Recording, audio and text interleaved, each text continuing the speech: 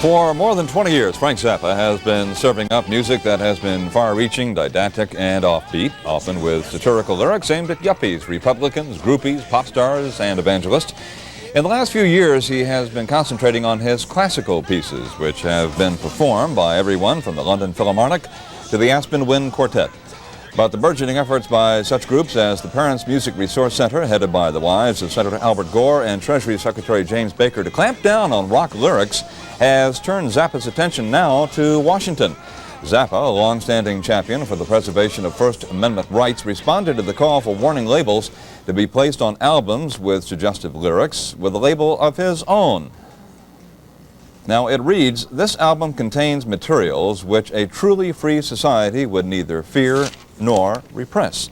The musician and composer will testify this September the 19th before the Senate's Commerce, Science, and Transportation Committee, which is also holding hearings on proposed rating system for records. And Frank Zappa is joining us today from Los Angeles. Frank, thanks for stopping by.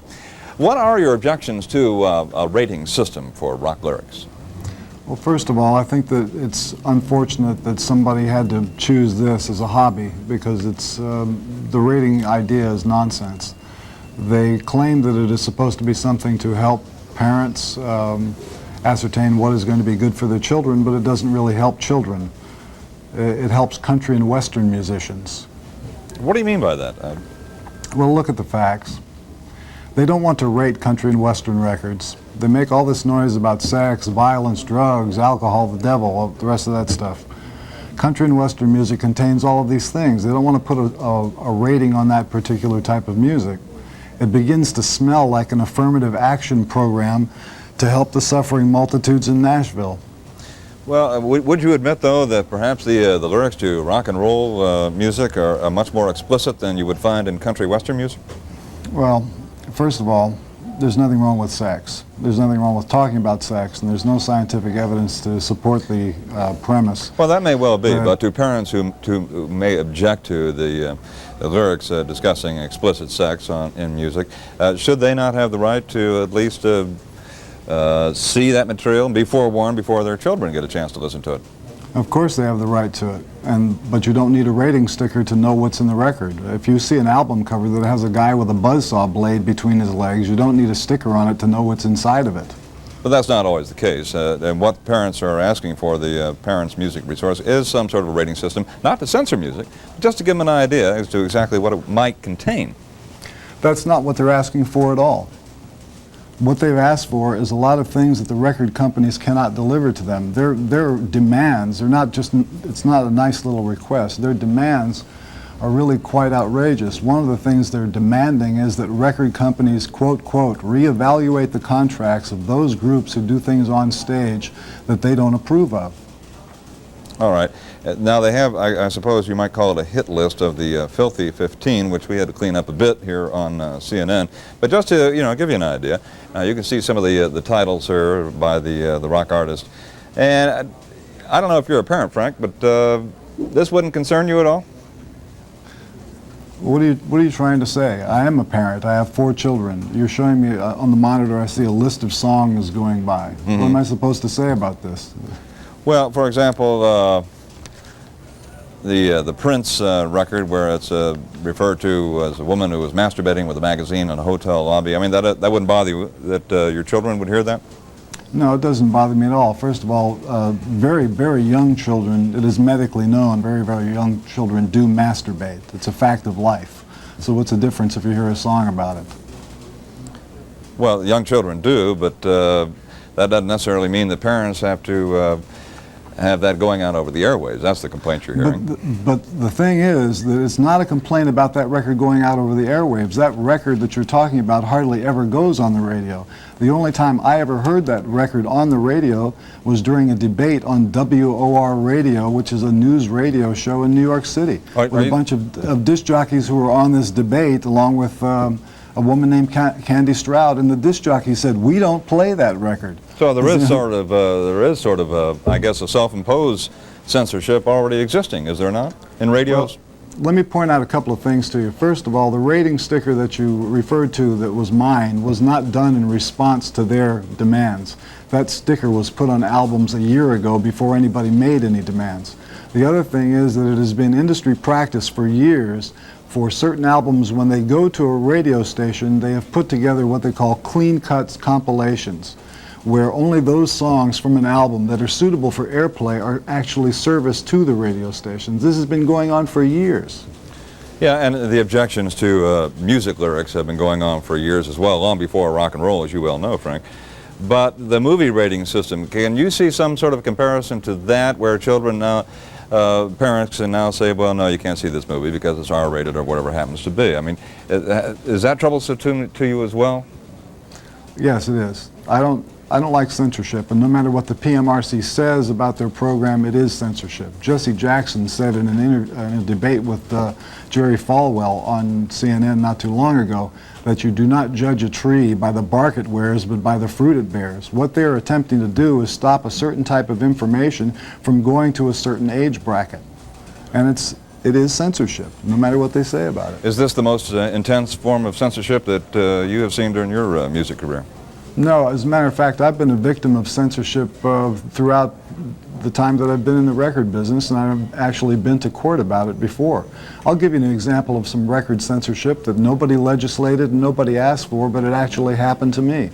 In 1967, I did an album called We're Only In It For The Money. One of the songs in this album was called Let's Make the Water Turn Black.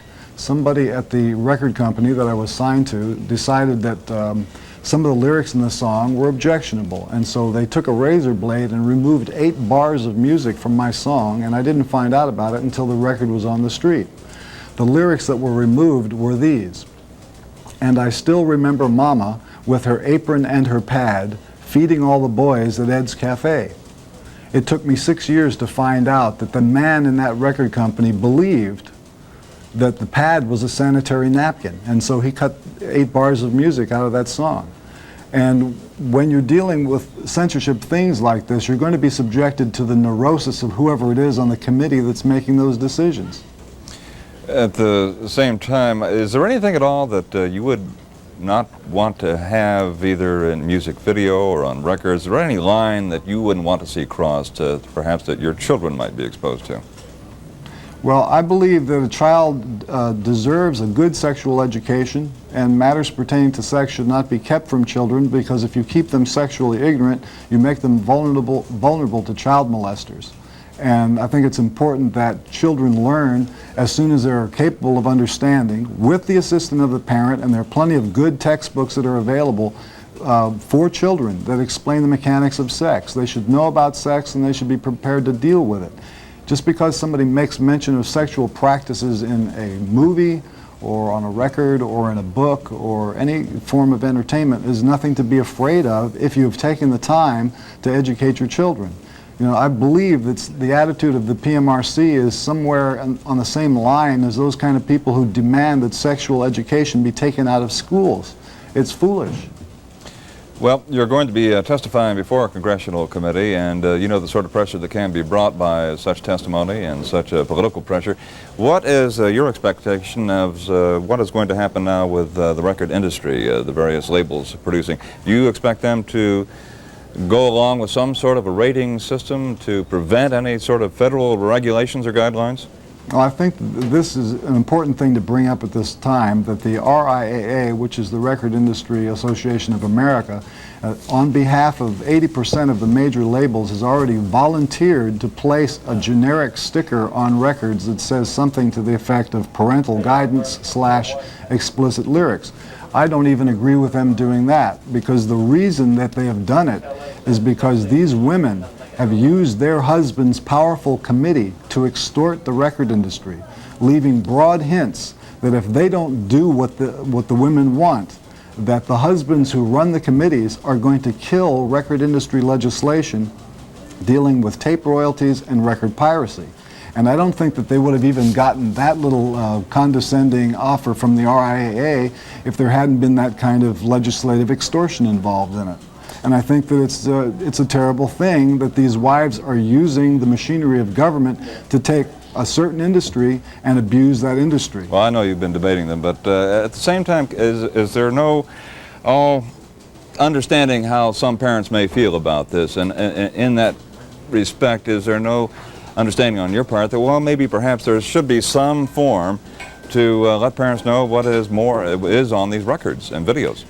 Well, the fact of the matter is that the things that they're complaining about, it's like they've invented this mythological beast, and now they're going to offer you consumer guidelines on how to handle it and how to destroy it. Their services are totally not required. The industry is perfectly capable of taking care of itself and putting whatever content needs to be put in an album. Remember, some of the things that they're complaining about have sold 9, 10, millions and millions of copies. And the reason they sell is because somebody wants to listen to it. Frank Zappa, thanks for joining us today. And we'll be back right after this.